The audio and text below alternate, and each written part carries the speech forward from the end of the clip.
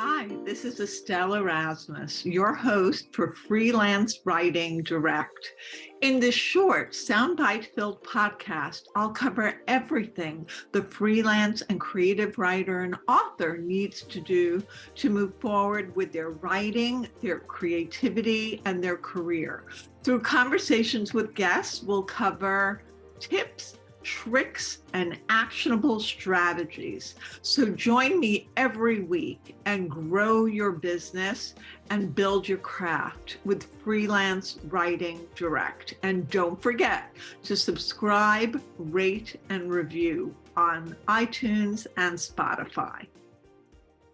Hi, everyone. This is Estelle Erasmus, and I am so happy to have Art Swift as my guest in this episode titled Talking Polling and Politics with Professor Art Swift.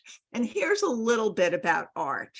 He has been teaching at American universities since 2015 and is a senior adjunct professor there. He is also Chief Communications Officer for the Department of Insurance, Securities, and Banking in the government of the District of Columbia. Previously, he was the Managing Director of Corporate Communications at Agility, a global logistics company. He has also been the Chief of Content and Executive Editor at Gallup. Prior to Gallup, he was a producer and reporter at ABC News and served as an officer in the United States Marine Corps. Art also guest lectures at America House, Kyiv, where he trains young Ukrainian leaders. He holds degrees in American history and journalism from Columbia University, and he is also the podcast host of The Nexus with Art Swift. And he was so instrumental in helping me when I first had the idea of starting this podcast. So welcome, Art. I'm delighted to have you here. Oh, thank you, Estelle. I'm glad to be here. So I want to start with your work as executive editor at Gallup, which is the polling organization, because I love how deeply you worked with studies, research, polls, and data. In fact, I have a big section on data and resources in my book, Writing That Gets Noticed, Find Your Voice, Become a Better Storyteller, Get Published. So can you talk about what you did there and how it ties into how journalists use data and research in their work, and maybe offer some tips that journalists can use to make sure they're working with the correct information? Well, those are great questions. With Gallup, it's interesting. So I come from, you mentioned in my bio, a military and journalistic communications background. I did not come originally from a data science background. So I was hired to be their executive editor, a journalist by training, to take the data surveys that Gallup data scientists produced and turn them into actionable news stories. So to find the leads in the data that was produced and turn it into news, pitch it to the media. Some polls are harder to sell than others, and some are very obvious. I'll say right when I started, one of my big claims to fame was Gallup had a poll titled, they had a poll about marijuana, and I titled my story about it, "For the first time, majority of Americans approve of legal marijuana." So that was in 2013, and the polling jumped from 2012 to 2013 from 48% American approval to 58% in 1 year. So it was on solid ground to say that a majority of Americans, because that was outside the margin of error, which for your listeners, if you don't know what that is, the margin of error is the plus or minus percentage points of which this data is viable. So, for example, that was a 58% approval with a margin of error of plus or minus 4%. It could have been as high as 62%. It could have been as low as 54%. But even at 54%, it's still a majority. So that was a viable, legitimate news story. And man, oh man, it got a lot of attention. I mean, that, not that I want to make this too much about marijuana, but 10 years ago, it was only legal in like 4 states.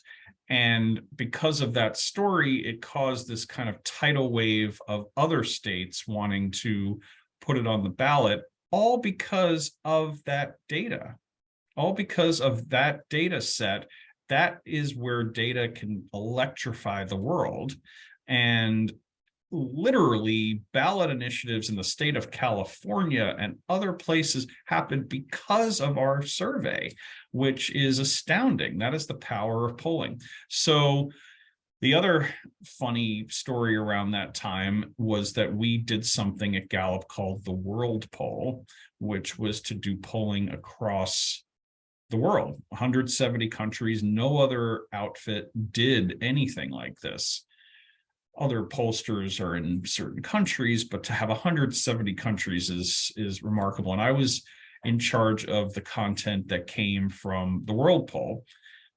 And one time in 2014, so it's been a while, and I don't think this would happen now based on what I'm about to say, but I was at an event and at an embassy, and I ran into the Russian foreign minister.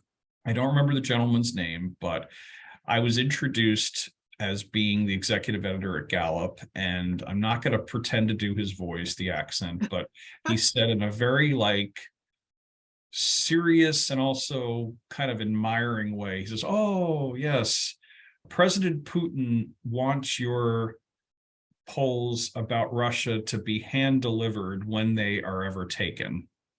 Oh, wow. Whenever you do a poll about Russia, he expects them to be hand delivered to see what we've said. How do you respond to something like that? I just was I was again, that context is everything. In 2014, Russia was starting to go bad, so to speak. You know, they were starting to do the encroachment on LGBT rights and starting to make some problems. It was before they invaded Crimea, but it was around the time of the Sochi Winter Olympics where that was a big propaganda show for them. So it was like to the point of people were a lot on edge in the United States. It's certainly not the way it is now, or they're this sworn enemy. But I was flattered is probably the best way to put it.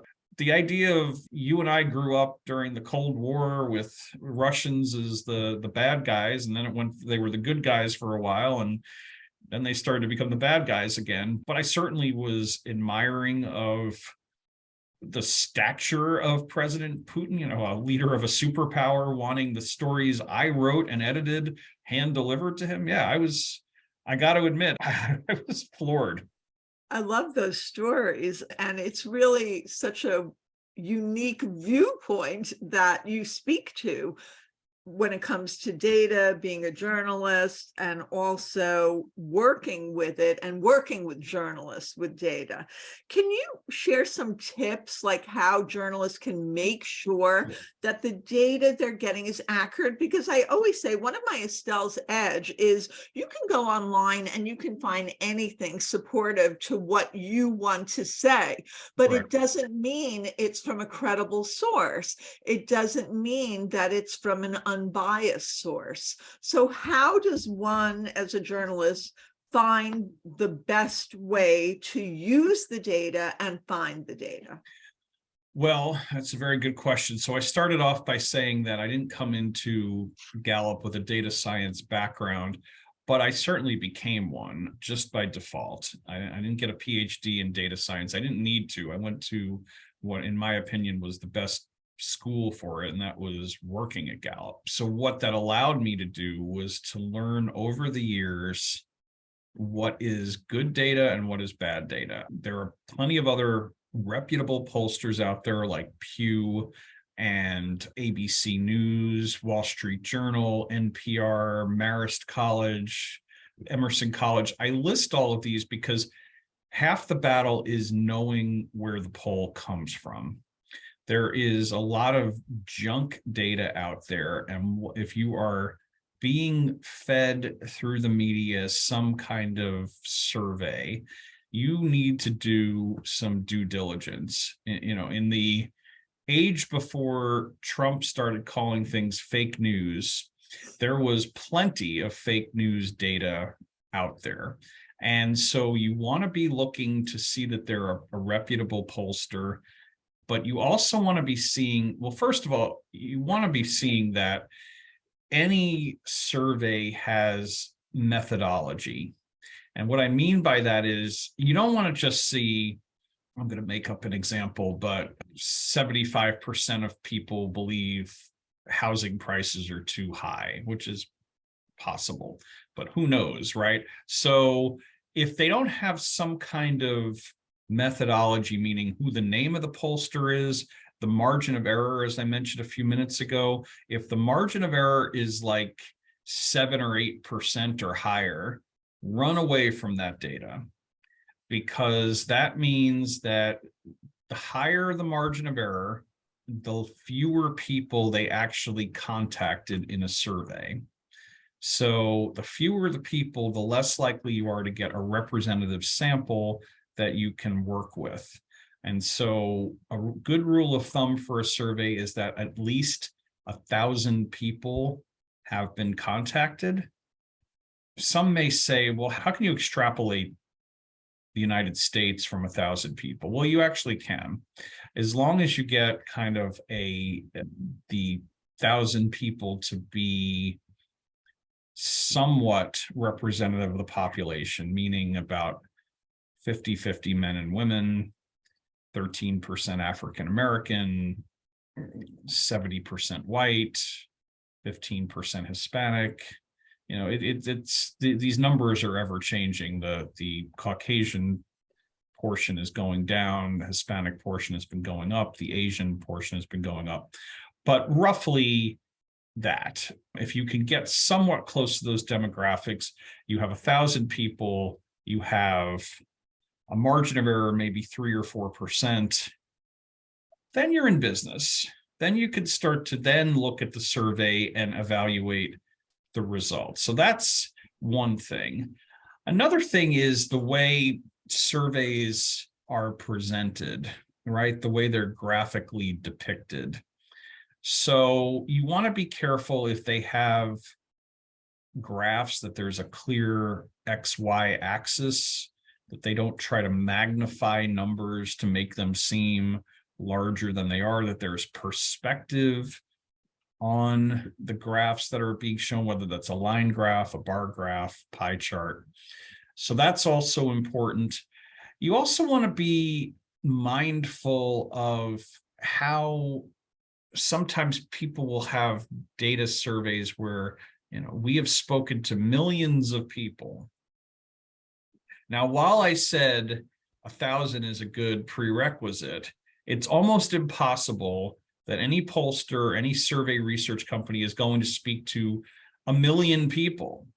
And I've actually seen in legitimate publications phrasing like that. And I'm immediately like, what are you talking about? That's not possible. You can't. It might, in their minds, represent millions of people, but actually speaking with millions would take years. So as a journalist, I get a lot of emails from PR companies. Some give me contacts, some give me ideas, but sometimes I'll get something maybe straight from a company or a new company launching, and they'll say, we have done a survey and 75% of the people that we've spoken to, but you're right. So they can say that, and they could have spoken to 10 people. You also have a podcast called The Nexus with Art Swift, and I was delighted to be guest on your program after I wrote an article for Wired about nostalgia, and I think it was called Friends, Fleetwood Mac, and the comfort of nostalgia, and you talked about it from a pop culture perspective, which you do on your program. Can you talk about some of the topics you address on the podcast, and why, with your very, very busy and demanding and responsible full-time job, you decided you wanted to put yourself out there with the podcast. Well, thank you for that reference. So yes, the Nexus with Art Swift has been in existence since 2019, the spring of 2019, and I started it because I had been a guest on a show, believe it or not, and you made reference to my favorite band, Fleetwood Mac, And mine.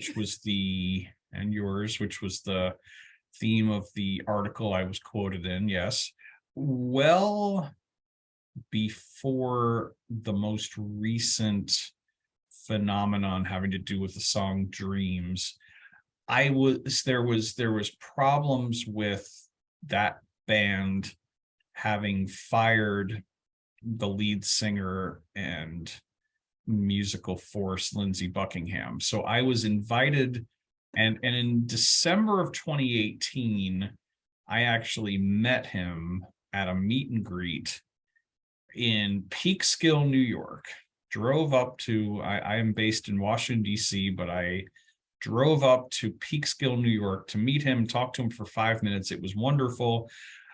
Someone in kind of the fan hemisphere caught wind of that and thought I was learned enough about it, about him and the topic and the firing of Lindsey Buckingham, and invited me on their show for like a 3-part series on Wow. all things Fleetwood Mac. And I love doing that. And I thought, perhaps a little selfishly or whatever, I could do this myself. I don't need to just be a guest. Why don't I do deep dive topics like this? However, I am by nature a political person, and I teach political communications at American University, as you mentioned, and I also work in politics. So it became a no-brainer pretty quickly that that's what I should do. I mean, as you know, Estelle, half the battle, 70% of the battle is getting a guest. I mean, if you don't have a guest, you don't have a show. And so at the time, the spring of 19, I thought, I have all these friends here in Washington. Why don't I call them up and see if they'd be willing to be on my show? And so for the first 7, 8 episodes, it was clearly friends of mine who were plugged in politically, journalists, pundits, people who worked right in government, and I liked it and it was good. And then I had like several name people on it, and then that allowed me to transition to what inevitably had to happen, which was cold calling people. I ran out of friends is the problem. I didn't run out of friends. I don't only have 7 or 8 friends, but certainly I then started to get kind of hungry for it. And I thought, well, this person is cool and they might like the vibe of my show. I mean, the show is about, 45 minutes, and it has a guest talking about issues. The idea of the nexus, the theme of the show is I politically am a moderate. I'm pretty much right in the middle. Some issues I'm right, some issues I'm left. I'm probably a touch more left, but I'm really not a partisan on the right or left wing. And I felt like there was a loss there in terms of I was hearing podcasts and I was seeing shows that were, from the progressive perspective, or, Red State Nation. I mean, it was, this was during the middle of the Trump era, and there was an explosion of right-wing stuff, and then there was an explosion of left-wing to kind of counter that. But I was thinking, what about the middle? So I thought of the nexus between like what I do, politics and communications, examining issues from a an objective point of view. It's can be done. It's often never done. Now, what I also do on that podcast is I will have an essay at the end where I offer my opinion on things. But again, that's not from a Democratic perspective. It's not from a Republican perspective. I found myself being much more conservative on immigration than I expected. And I had a guest who was basically saying everything that Republicans are saying about the border is true. And this was somebody who worked at Politico. So I was like, that's contrary to what I was expecting to hear. And then on other ones, I would learn more liberal things than I ever expected to hear, especially on certain things with foreign policy. So what was really cool is I've had some nice guests. One of them was Senator Sherrod Brown of Ohio, who's one of the two senators from Ohio. He published a book called Desk 88, and I was able to get him on the show. Congressman Jim McGovern from Massachusetts. I've had, coincidentally, they didn't know each other, two CIA agents on the show. So it tends to be issue oriented. Once in a while, I will have someone in the pop culture entertainment space. And, your appearance on the show had that vibe, certainly in that character, which was great. And I'm open to, but what was great about our show was that you were talking about nostalgia. You weren't just talking about, an article, a TMZ kind of vibe or anything like that. So I'm interested in exploring. I mean, I unfortunately I had a bunch of coronavirus shows and a lot about, as we've talked about, political polling, understanding the 2020 election. We're going to be doing more for the 2024 election that's coming up. I'm going to include it in the show notes. So I'm going to include a link so that people can follow it. I want to talk a little bit about your teaching now, because you teach classes on survey, research and data and political communications and public speaking at American University. And you mentioned to me that your favorite lecture that you give is How Numbers Can Lie, which was about the ways companies or leaders manipulate data numbers to present phony conclusions, which we talked a little bit about that. And you told me polling, for example, is often manipulated by bad actors. So can you speak to some of the subjects you teach and what some of your main teaching tools are for your students as well? Yeah, so I find that, and I appreciate that perspective. I have always been interested as a little boy in history. So what I find that's kind of lacking in a lot of university education now is a historical perspective. And I'm not talking about just learning about the Revolutionary War or whatever. I'm talking about the history of whatever you're teaching. So with my public speaking class, we go over oratorical history and who were great speakers throughout the world. We talk about, in political communications, who have been the great communicators and what can we learn from them, whether that's Aristotle or whether that is Thomas Jefferson, or who has been successful in that, and then trying to flow from there.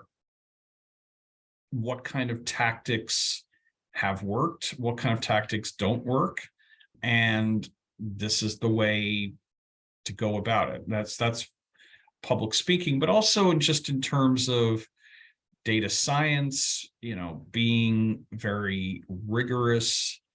The course that I teach this semester is called Political Communication Research, where the big semester project are the students coming up with, students who are in groups of 4, coming up with a topic and going from soup to nuts, literally learning how to identify, do secondary research, and put together a questionnaire and put it out in the field through Qualtrics, a little plug for the Qualtrics platform, to understand, to gather data and then present the findings in the last class of the semester. So we're already waist deep in that, and it's a great way to learn in groups because, again, in life, as most of you probably know, you work with other people, you work in groups. And so I'm trying to teach students early on how to get acclimated to that, but then also to work on a long range project for 3 months, which with students, not to knock anyone, but a lot of young folks don't have the greatest attention span. So I'm trying to cultivate holding on to something for that amount of time, because in the real world, so to speak, you're not, it's not TikTok videos. You're not doing something in a minute and or 40 seconds. You got to develop something over time. So that's my, teaching style would be rigorous, historical, practical. The good thing about me, I would say, and American University especially, and other universities are this way, is I find, and I think you're going to identify with this, Estelle, there are often two kinds of professors out there. There are the theoreticians, the academic types who, get a PhD, they get into like a college at age 29 and don't really work outside the college, and now they're 69 and they're teaching students, and they don't have a world of practical knowledge, very smart, certainly book laden. And then you have, like I said, the applied folks in the field, in the arena, who are hired to talk about how their experiences have infused them and to try to impart knowledge. So I'm very much in that latter category. You're in that latter category. There are benefits for both. There are benefits for both. I think it depends on the subject matter. If you're certainly teaching classics or literature or whatnot, you probably want someone who really has a PhD and that kind of perspective and an academic basis. If you're talking about political science, you really need to have people who have done it, I feel. Or if you're teaching writing, you need people who are writers and who just are getting things published, or getting assignments and the like. So just depends. This has been so informative, and I could really talk to you all day long, but we're almost out of time. If you could just end with a few interviewing tips that you can tell students and our listeners can hear, that would be so helpful. Interviewing is, to me, kind of like a lot of writing, the art of brevity. So I grew up when C-SPAN was just starting to come onto line. And I remember Brian Lamb. If you ever look on YouTube, he's not flashy, but he was one of the co-founders of C-SPAN. And he just has kind of this spare but very evocative style that I would often in interviews just say things like, so tell me about the book you've written. Or can you describe what happened today, even at the fire, that you're covering a breaking news thing. You could just sort of ask these things. I find a lot of journalists, unfortunately, ask too many loaded questions where they're putting their own spin before they speak to the subject. That eliminates a lot of the discovery. It biases questions. It leads the witness, as you hear in legal dramas. It's a very simple, you do not go wrong if you're an interviewer saying, so what am I looking at here? What's this all about? What's going on today? I do this still to this day. And like Sherrod Brown, as I brought up earlier, from the senator, he wrote this book. I said, so Senator, why'd you write this book? And he just launches in. And if you do this in this kind of spare but evocative way, you're evoking a lot of insight that if you framed it the other way, it would probably have shorter answers. So yeah, I always go like I dig a little bit more because if it's not clear to me, I feel that it's not going to be clear to the readers and I won't be able to communicate it. So always get to what the kernel is. And sometimes people meander around the point and then you have to dig it out, right? Correct. Art, thank you. This has just been such a joy speaking with you and hearing your tips and hearing your story and hearing about how to use data for journalists and working with polls and just so much information that people don't usually get. So I really deeply appreciate it. Can you tell us what's next for you and how people can find you if you're findable on social media or via your website? And of course, there is your podcast, and we're going to include that. Yeah, well, they can tune into The Nexus with Art Swift, which is on all the podcast platforms, Apple, Spotify, iHeartRadio, Google, you name it, it's there. I don't have a favorite with that. It's what your favorite is, because people over the years have told me, oh, I listened to you on obscure platform I've never heard of. And I said, great, keep doing it. Keep doing what you're doing. But I'm on Twitter on Art, ARTSWIFT, the number 1.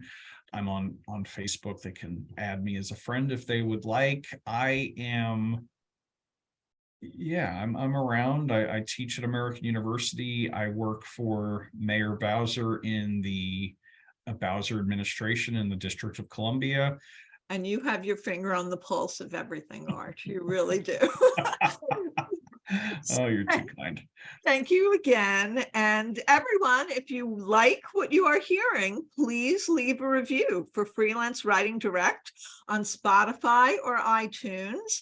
And in the show notes, I will give a link where you can listen to The Nexus with Art Swift and where you can order my book, Writing That Gets Noticed, Find Your Voice, Become a Better Storyteller, Get Published.